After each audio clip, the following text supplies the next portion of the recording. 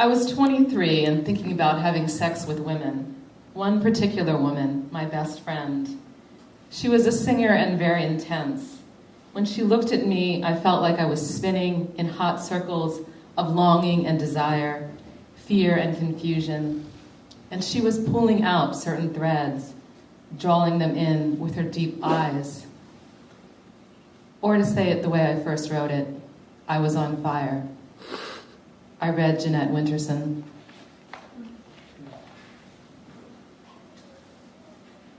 The skin is composed of two main parts, the dermis and the epidermis. Odd to think that the piece of you I know best is already dead. The cells on the surface of your skin are thin and flat, without blood vessels or nerve endings, dead cells, thickest on the palms of your hands and the soles of your feet. Your sepulchral body, offered to me in the past tense, protects your soft center from the intrusions of the outside world. I am one with such intrusion, stroking you with necrophiliac obsession, loving the shell laid out before me. The dead you is constantly being rubbed away by the dead me. Your cells fall and flake away, fodder to dust mites and bed bugs. Your droppings support colonies of life that graze on skin and hair no longer wanted. You don't feel a thing. How could you? All your sensation comes from deeper down, the live places where the dermis is renewing itself, making another armadillo layer. You are a knight in shining armor. Rescue me. Swing up beside you. Let me hold on to your arms, around your waist, head nodding against your back. Your smell soothes me to sleep. I can bury myself in the warm goose down of your body. Your skin tastes salty and slightly citrus. When I run my tongue in a long, wet line across your breasts, I can feel the tiny hairs, the puckering of your areola, the cone of your nipple. Your breasts are beehives pouring honey. I am a creature who feeds at your hand. I would be the squire rendering excellent service.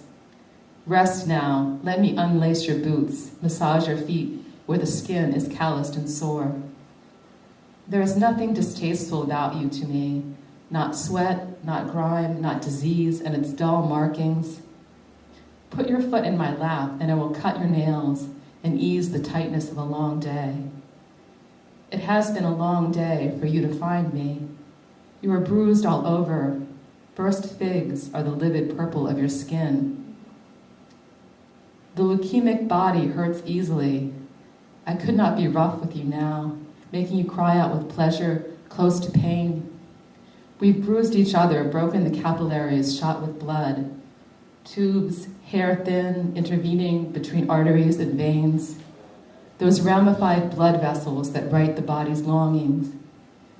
You used to flush with desire. That was when you were in control, our bodies conspirators in our pleasure. My nerve endings became sensitive to minute changes in your skin temperature. No longer the crude lever of hot or cold. I tried to find the second when your skin thickened, the beginning of passion, heat coming through, heartbeat deepening, quickening. I knew your blood vessels were swelling and your pores expanding. The physiological effects of lust are easy to read. Sometimes you sneezed 4 or 5 times like a cat. It's such an ordinary thing, happening millions of times a day all over the world. An ordinary miracle, your body changing under my hands. And yet, how to believe in the obvious surprise? Extraordinary, unlikely that you should want me. That was from Written on the Body. And my part is from a novel that I'm working on, which is about a woman who falls in love with an extraterrestrial being and has a child, and then the child is taken from her. And she is from a small town in Virginia, which is referenced in here. And she also has a very religious fundamentalist family, which is also kind of similar to Jeanette Winterson, if you read about her mother. And also, like this, I've called this Normal Girls, and Jeanette Winterson's recent autobiography is Why Be Happy When You Can Be Normal? Why Be Happy When You Can Be Normal? Yeah. So,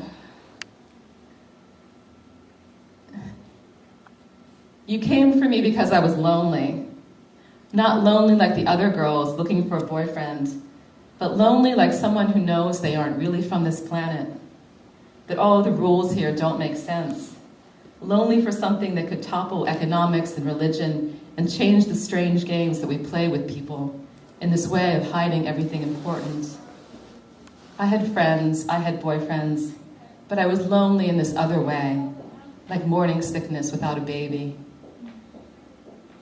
We all think we can breathe, but we are lying to ourselves. You understood that. I'm in line for the water fountain at school. I get hit on the head with a shoe by Patty Riley, this girl who hates me in all ways, who thinks she's better than me because she has Jordache jeans. Nobody sees. I sit down in the hallway, just stop, my ass hard on the cold floor. Pink paint chipping on the walls around me, the dark linoleum floor, the color of menstrual blood. Not going anywhere. Not a single other place in the world I could be at the moment. All of the town, a black hole that is holding me in its sweet sickliness. The fields, the hills, the churches, steeple bell hell, the highway that never goes anywhere, diner breath. Sweet Virginia girls who talk to their boyfriends in voices like a warm breeze, with their sweet pussies and sweet tea. A boy comes along and tells me if we hide in the bathroom that I won't need to go back to school. He pulls me out of my hole under the spider web, like in there. We run into the bathroom together and hide in the last stall, the one with the big "fuck school" painted in nail polish and covered over in white paint. But you can still see the hot pinkness under. When we're in there, I realize he had entered the girls' room with me, and that is a rule none of the boys break. A rule they don't need to enforce, because by entering the girls' room, you have made your weird inside out. What kind of boy comes in here? What kind of girl lets him? We could run away, he says. I picture us escaping from school and jumping a train together, being hobos. He smells a little like shit. He's the boy in the school that nobody likes, and I shouldn't be in the bathroom with him. He shows me a mark on his arm, a pink circle the size of a dime, dark around the edges, and says he burned himself with a cigarette. Why, I say. To be strong, he says. Why be strong? I like the soft under pillows and falling, and he pushes his burnt arm against mine, pushes my arm back so it hurts. Because I can be, he says. He leans over and licks my ear, and his tongue is so wet, I feel saliva dripping from my earlobe. I push back, afraid of him. Let me go, I say. I'm not holding you, he says. And it's true, but he is between me and the door, and I reach around him and open the door and tell him to move, and he looks hurt in the eyes, betrayed. Mother talked about God like something that was going to catch me at any moment, running after me as I skip through the park. I might twist my ankle and be caught by God, pain shooting through my leg, my body collapsing on the pine needles, a rough hand reaching for my ankle to drag me to the underworld. Because of my dark thoughts, because of my sins, because I had a body, was a body, blood and spit and shit, dirt under my fingernails, tripping as I run through the playground. God was always something breathing behind me, watching me, a wolf, my dark sins, my thoughts of his hands on me, my thoughts of him forcing me into the woods. God kept breathing on my neck, and I turn my head away and feel his breath on my ear, and I want more. God who strangles the difficult, God who loves the good so much he pinches their cheeks into bruises, God who tries to pluck things from me with his proper tweezers. And you understood that experience is the only thing that we have. After that, we are dead. Nobody believes you are real. You are laughable. The jokes of people who have taken too much acid or see things in the night that nobody else does. flying saucers, UFOs, apparitions, the cultists, conspiracists, schizophrenics. You are molded into plastic glow-in-the-dark keychains and turned into stupid blockbuster movies. With the huge neoteny eyes and the pointy face. How humiliating to believe in you. How humiliating to have sex with you. You don't look like a cartoon. You don't look like a fucking gray alien. You look like a man most of the time. Sometimes you look like an animal. Sometimes you look like my best friend from 7th grade, or like the boy from the bathroom. But I have to admit, my eyes weren't that good when you were here. I saw your reflection in a lake, like a razor cutting across it, ripples of broken, smashed mirror, not knowing if the clouds and trees and muddy roots were deep under or way up in the sky. Nobody believes I am real either. This is something we have in common. If they do, I can't feel it because it feels like a dream to me. Some days nightmare, some days fantasy, but always we are actors, always with the scene showing, always with the script left somewhere in the film, maybe on the table, the two women arguing about what part they're going to play and grabbing for the pages. Or maybe in someone's hand as crib notes they furtively refer to during sex. Or on the kitchen wall, taped there, so my mother is reading it over my shoulder as she puts my breakfast in front of me.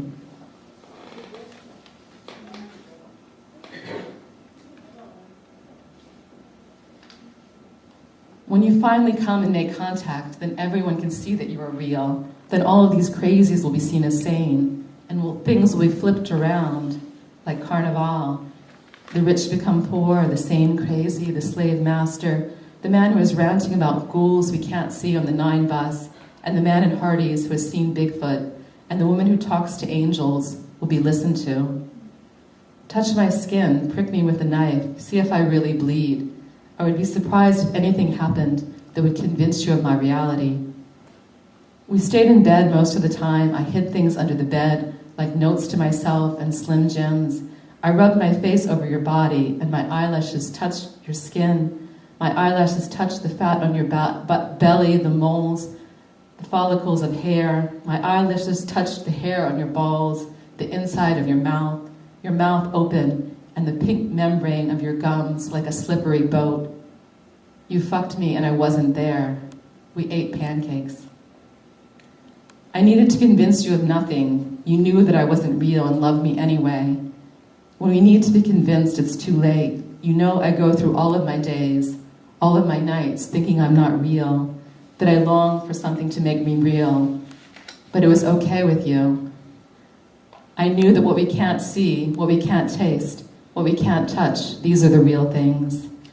And if this odd logic makes me a child of mutilation, then maybe it does. I know it's not how it's supposed to be. I know to be. Normal girls have real lovers. Thank you.